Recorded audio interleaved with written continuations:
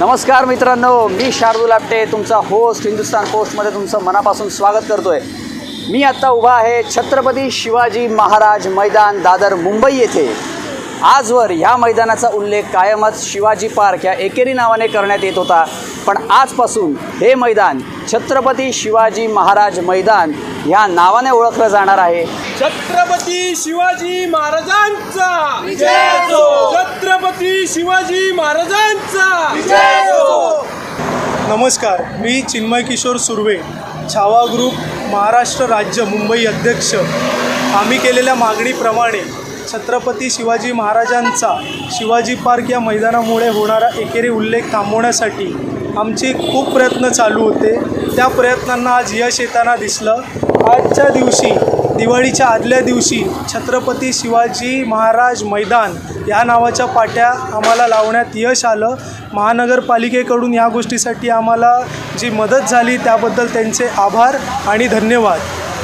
आमचे अध्यक्ष आप्पासाहेब आखाडे यांच्या मार्गदर्शनाखाली आम्ही जे काम करतो आहे छावा ग्रुपच्या थ्रू, त्या कामाला आज यश येऊन उद्याची 2020ची दिवाळी ही सोनेरी पहाट म्हणून उजाडणार आहे।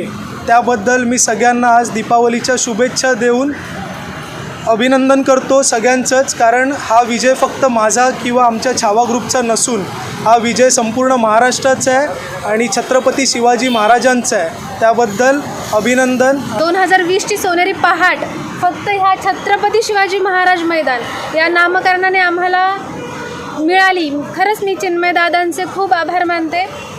धन्यवाद। जय जिजाऊ, जय शिवराय। नमस्कार, मी अपूर्व राजेश कळके, मुंबई कार्याध्यक्ष, छावा ग्रुप महाराष्ट्र राज्य।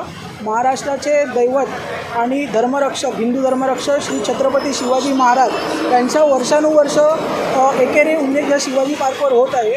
या मागणीसाठी आम्ही दिगावकर साहेब जे सहायुक्त आहेत महानगरपालिकेचे, त्यांना अधिकृत पत्र लिहिले। त्या पत्रावर त्यांनी सकारात्मक चर्चा केली आणि दिवाळीपर्यंत अधिकृत नामकरणाचे फलक हे लागतील ही त्यांनी आश्वासन दिलं आम्हाला। आणि त्याची आमची जी मागणी होती ती त्यांनी ह्या मुहूर्तावर, गणत्रयोदशीच्या मुहूर्तावर त्यांनी पूर्ण केलेली आहे। तरी त्यांचा आम्ही मनापूर्वक आभार मानतो। आणि राष्ट्रीय स्मारकाचे जे कार्यवाह आहेत राजेंद्र वराडकर साहेब आणि त्यांच्याशी जे संलग्न हिंदू संघटना व जे इतर मंडळ आहेत त्यांनी पण आम्हाला सहकार्य केलं आणि अप्पांचं मार्गदर्शन तर आम्हाला नेहमीच राहणार आहे।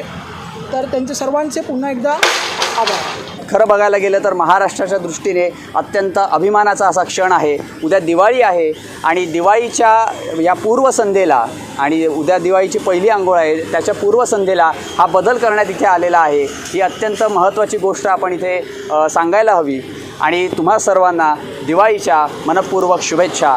हिंदुस्तान पोस्टला लाईक करा, सबस्क्राईब करा आणि हो, बेल आयकन दाबायला विसरू नका। धन्यवाद।